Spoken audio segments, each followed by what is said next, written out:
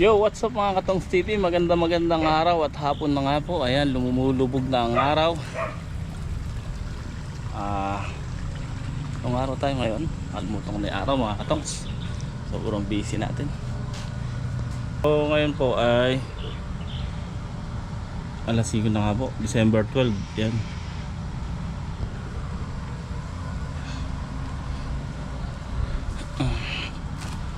So update ko na lang po kayo dito sa mga ginagawa namin. Ngayon po, ayan, nagpapatubig po ako dito sa talong. Siyempre madalas tayo magpatubig ngayon yan dahil nag-aaraw na. So kaya nga maganda yung talong natin dahil wala nang ulan. Tapos ayan, tinalan ni paring Jay yung yung kambing. May bago tayong alaga rito. May bago tayong alagaan. Ayan o. Ayan o yung kambing mga Katongs. Dalawang babae, isang barako. Laki ng barako. Ay. Oh. Puro babae pala. Ito malaki yung babae.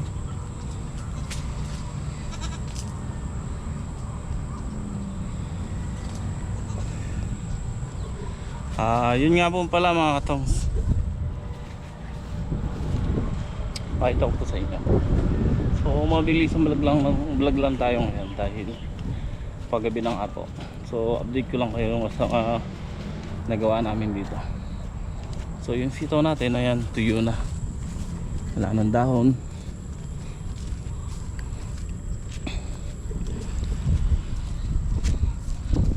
Sila Greg mga Katongs, nakakasama ko na dito. So, ngayon, isang linggo ko sila makakasama dito. In-extra ko sila ng isang linggo dahil may bago tayong punlanga. At isa pa, kailangan natin igayak yung pagtataniman.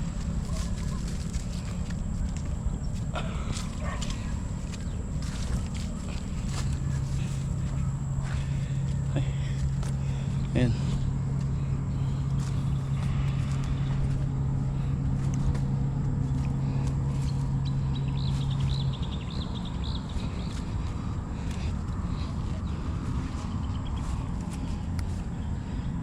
Ayan, mahal na rin sila rin. Gabi na nga po.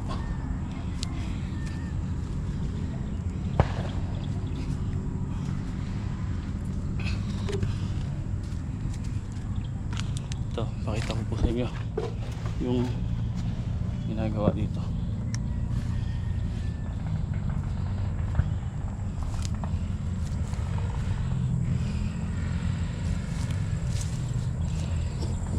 Yan, ito yung nililinis na nila Greg at yan nila Bato. Tatlo sila naglilinis dito. So yung pinanggalingan ng isang talong. Yan, konti na lang pala yung bunutin nila. Konti na lang, ayun. Tapos ginagrass cutter ni Iki. Isa nagagrass cutter. So mabubulok naman na yung damo na yan.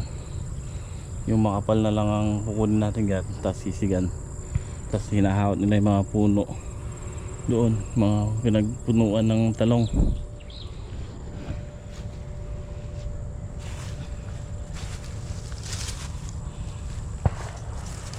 Para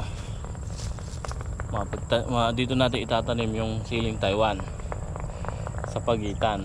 Ngayon magkukan tayo kung mag-aampalaya tayo, tatanim natin sa isang tudling pagitan ng sili. Yung panigang doon sa sa pinanggalingan ng Taiwan. So ayun, konti na lang bukas mayayari nila to kasi naabala sila ngayon. Kinuha nila yung kambing doon doon kay Labos sa Mabalakat.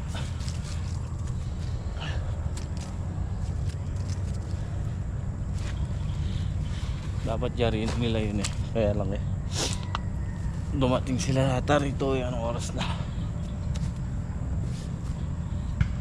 So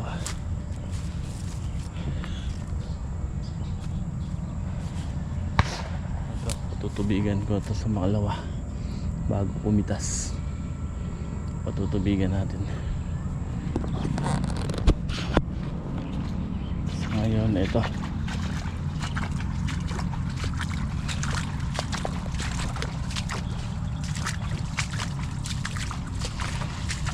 ganda ng talong natin. Uy.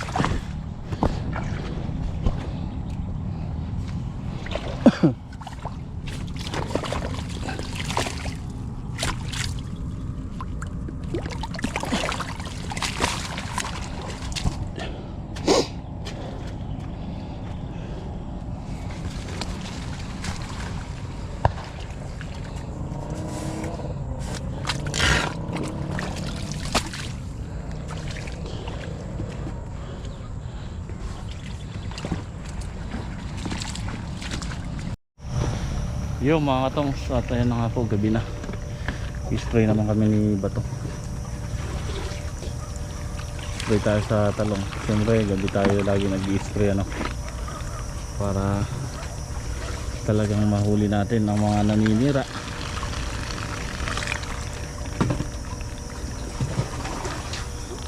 I-spray natin Exalt saka Gold. Hop.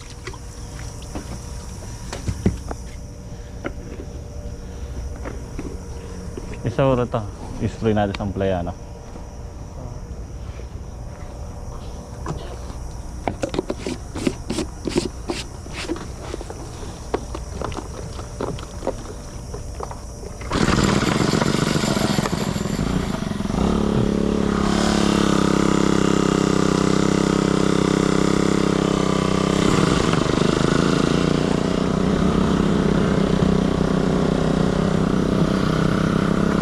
Yeah.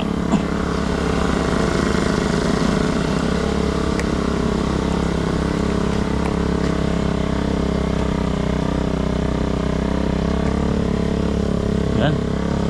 Taas sa talong.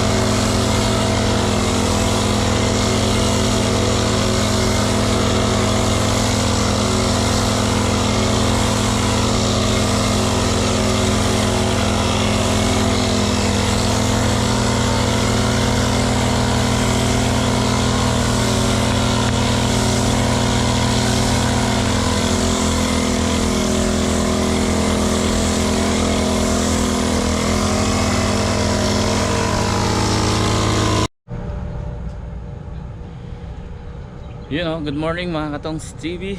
Magandang araw po sa inyong lahat. At ayan nga po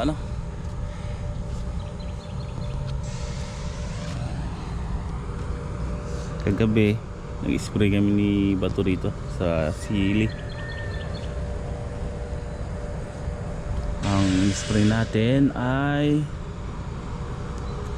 pang uod dahil maraming butas ang dahon. Grabe yung laki na ng sili natin mga Katongs. Ang lago. Ibig sabihin malabong kasi may ang lago, malago, maganda or malabong. Sa Kapampangan maganda. pero parehas lang. Papaharvest tayo bukas. Ito, pwede na yan.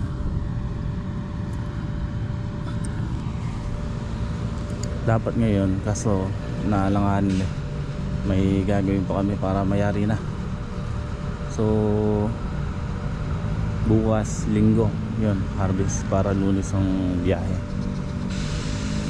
Ngayong araw po ay December 14. Ayun o, daming wood. Kaya binomba namin kagabi ni Bato to ng ano lang. Sa mga nagtatanong mga katong sa ano ginagamit kong pandamo. Ginagamitan po natin ng ano yan, ng yung basta. Kaya natin yung linis ng pagitan. Tapos sa luwang yan may mga area talaga na namansot. Ayun o, ito lang naman yan yung mga namansot. Bukod dyan wala na, lahat yan okay, malalaki.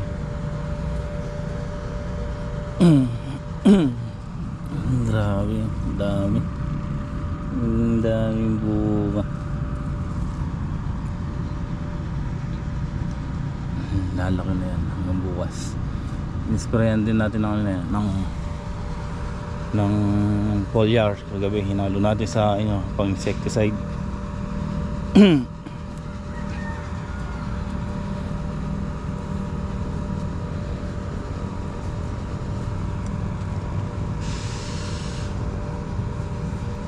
Ngayon kasi mga katongs, habang magpapatubig kami doon sa talong sa dulo, kailangan na naming patubigan yun dahil isang linggo na napatubigan ba ito yun. So medyo nalalanta. Tapos yun, magbobomba na rin ako ng pandamo doon sa ito, pakita ko sa inyo.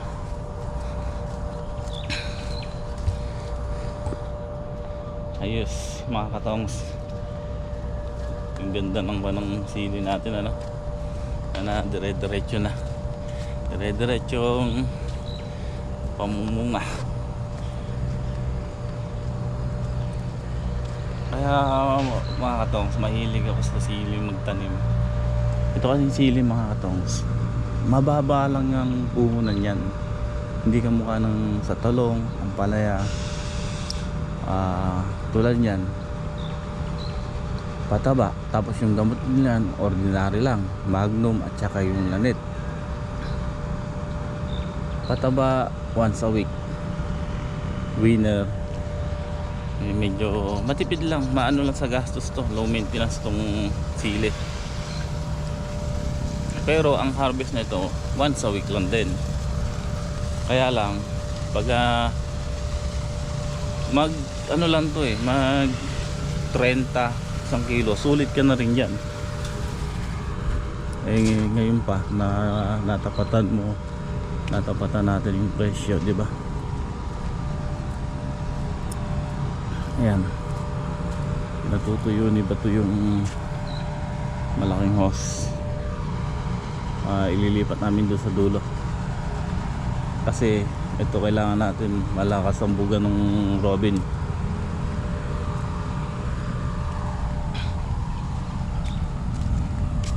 Yung mga luma, yung maliliit, dito ko na lang gagamitin yan.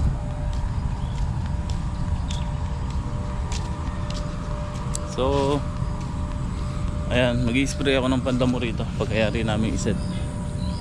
Ayan, nalinis na nga po nila Greg yan. Kiniscatter lang yan, hinalipaw lang yung damo, kumbaga tinalbusan lang. Kasi sa sobrang kapal, hindi nila makita yung plastic, baka masira ako. Di baling anuhin nyo lang, talbusan nyo lang yung damo para at least pag nagbobombay naman natin pandamo yan.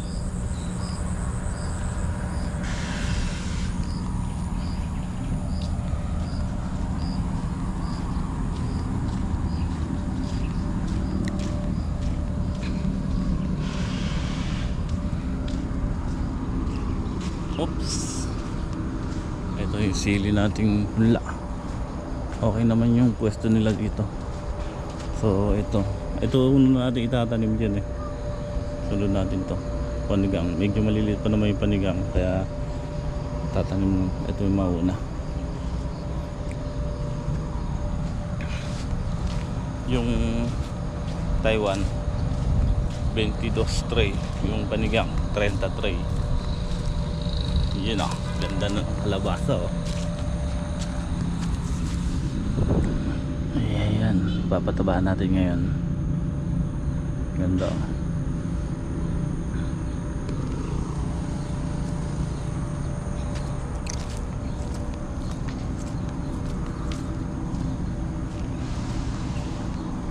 yung ampalaya natin.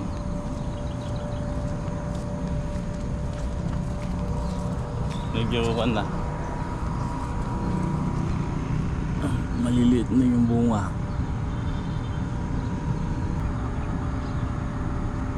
Pinatubigan na, nagsisimula na nga ako magpatubig dito kahapon sa panigang. So ito, pinatubigan ko na rin to. Ayan, kaya basa yung gawi dito yun.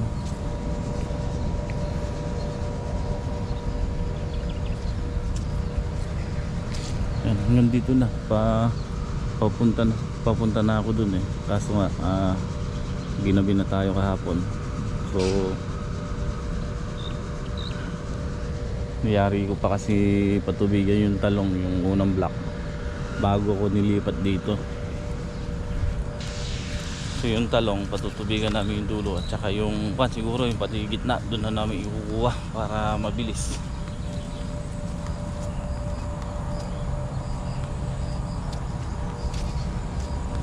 Daming bunga daming bunga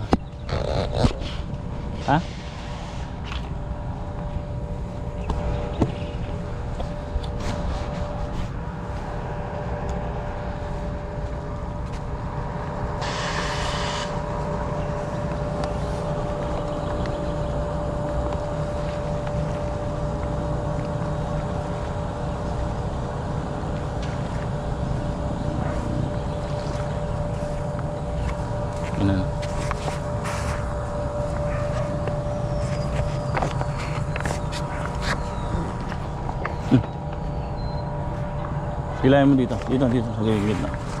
Yan. Sige, dito. Para hindi mo masyadong mahaba.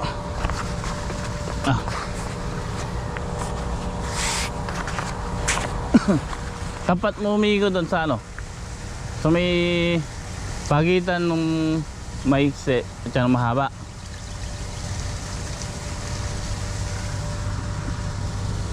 Sa may manggaron. So may pagitan ng maiksing dudling sa mahaba. Yung ako wait lang. Aabot kaya doon yun?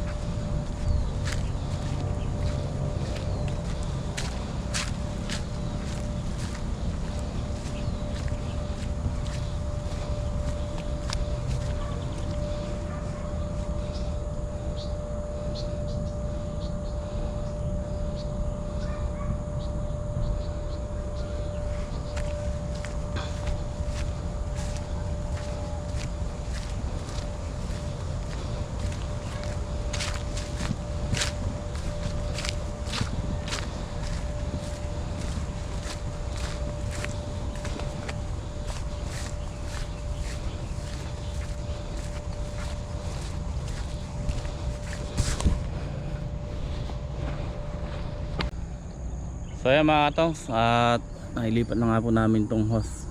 Yan.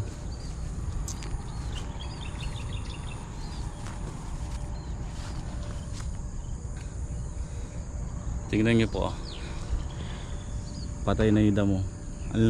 Ang lalaki na po yan nung binomba ko, pero nakaya pa rin ng basta. Kaya naman sa basta mga katongs. Ito yung damo na yan, paragis po yan, yung salampak kung tinatawag. Ayan, kamukha po nito. Ayan. Yan, ganyan po yan. Ngayon hindi ko naman sinagad yung bomba pa rito. Pati yung mutha patay, pero tingnan nyo po yung talong, hindi naapektuhan kasi nga contact herbicide po yan eh. Hindi naman yan eh. Kumbaga pagka tinamaan lang yung dahon, kung ano tinamaan dyan, yun lang ang maapektuhan. So kaya nga nag-iingat tayo mag-spray nun. May mga goma? Ha? Alang goma dyan? Iniwan mo? Iniwan mo?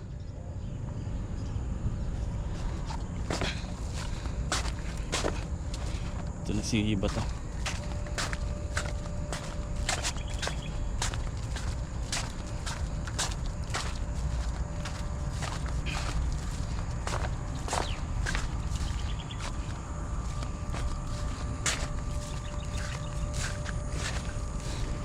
Ayan, patay po lahat ng damo sa gitna.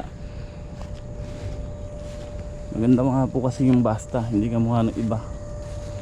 Pinipili lang yung ibang damo.